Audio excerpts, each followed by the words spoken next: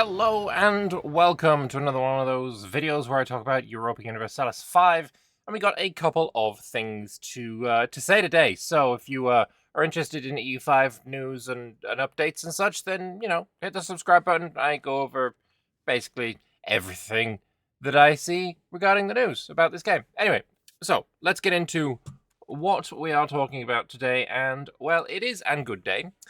Yesterday, in fact, we got a 1.1.8 update. I didn't make a video yesterday because this is like 3 lines of update.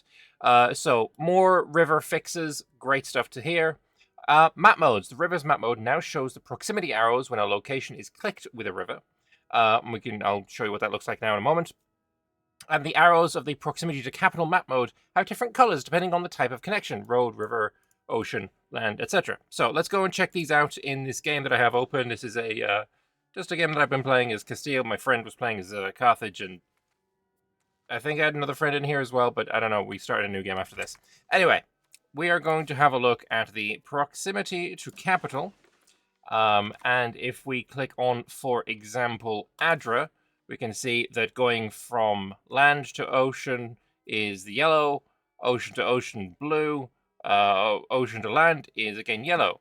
If we go to, for example, Yaz Aruba, there is, it's actually going to go even further. It's going to go to Almeria, and then this red one is because there is no road. If you click on Gurgle, we'll see that there is a road there, which is kind of cute. Roads are bringing us all the way over here, unless there is a river as well, and maybe if we can go and find somebody that has a lake, we can see if there is a difference if we're going through lakes. Let's just go check Sweden, because let's be honest, it's a good way to see. So yeah, going into the lake is also blue. Very cool.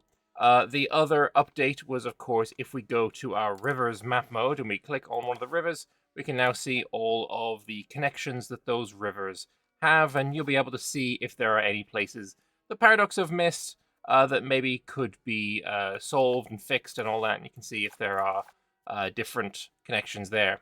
We can also see the one for Berlin, which makes it a really, really good place to have a capital, because it will connect both to Stettin and the coast up here, it'll connect to Hamburg and the coast over here, and also go down south into Prague even. So we are having a really, really good place for a capital now. I'd say probably somewhere like Jericho would be better, but Berlin's really, really good. Jericho, Stendal, this kind of area. Magdeburg would be a good capital. But yeah, somewhere like that, fantastic news. And also you can see all the places that it connects to. It doesn't connect to, what is this? This is the Elbe? Is that the Elbe? I don't remember. I know this one's the Rhine, this one's Elbe, and then I don't remember all the names of the rivers. But you can see which ones it connects to and which ones it doesn't. So we have connections going all the way down into like Fürstenberg.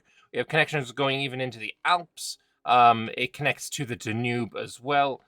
So you got a really good idea of, if I want to make a country that kind of makes use of river connection, this is the kind of, this is basically the max extent that I could be comfortable getting, river control. Obviously, rivers aren't, perfectly, you're not going to get control all the way out here in the early game with just rivers, but it definitely helps.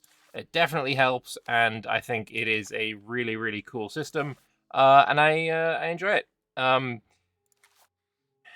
Less said about Britain, the better. No, you know what? No, I'm not. I'm just going to say one more thing. I know people get annoyed at me every time that I say, oh, England needs more bloody rivers, but come on. Come on, guys. What are we doing here? Come on. I will never not say something. This is silly. This is just silly.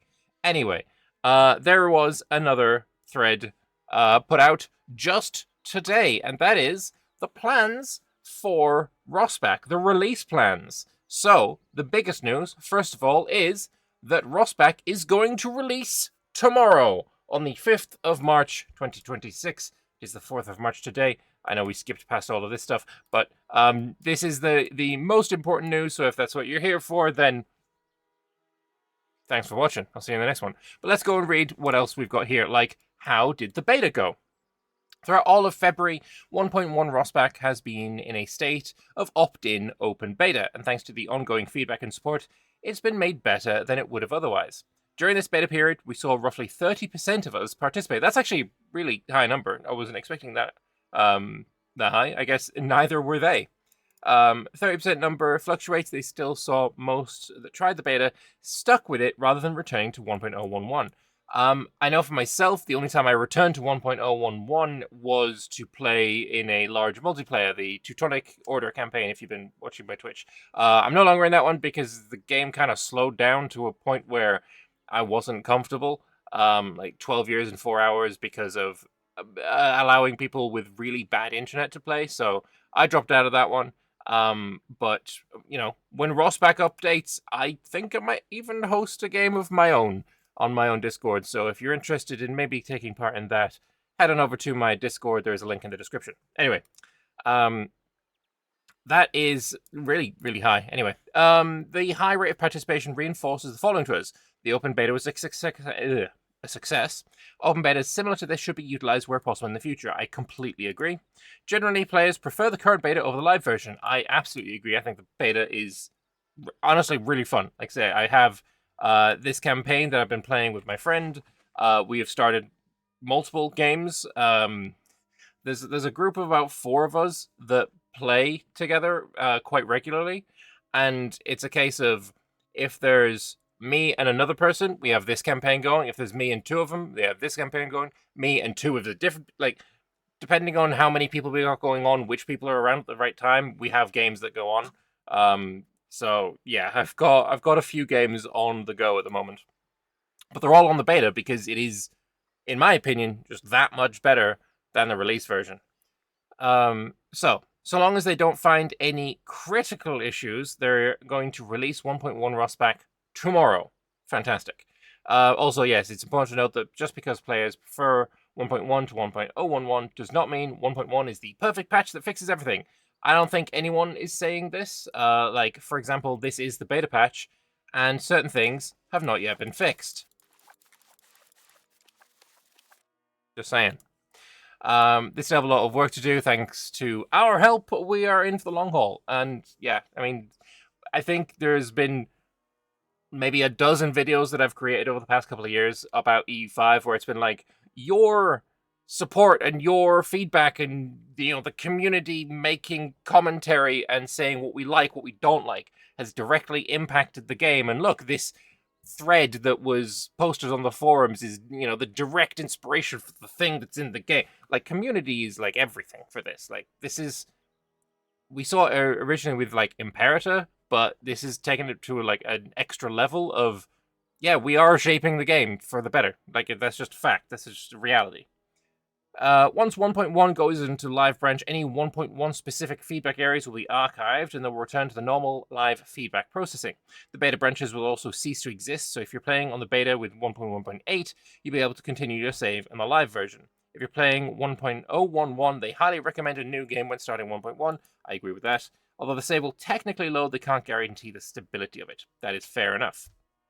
So, what is after 1.1 Rossbach? So, once the above-mentioned hotfixes are out, they'll shift the focus to 1.2, which has already begun production. They don't have much to share yet on 1.2 without getting his head chopped off, naturally. They'll start showing things off for it as soon as they can give us, or as soon as we can give them feedback. They also have some exciting community content coming in the next few months that hold time EU fans will really enjoy. Is this not the symbol for the community multiplayer challenge-y thing?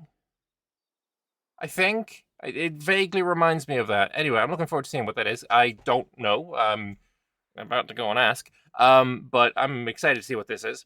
But anyway, that is it for today. Back to the patch note mines. Yeah, I imagine tomorrow there will be a pretty hefty patch note thing, although there will not be a Tinto talk tomorrow.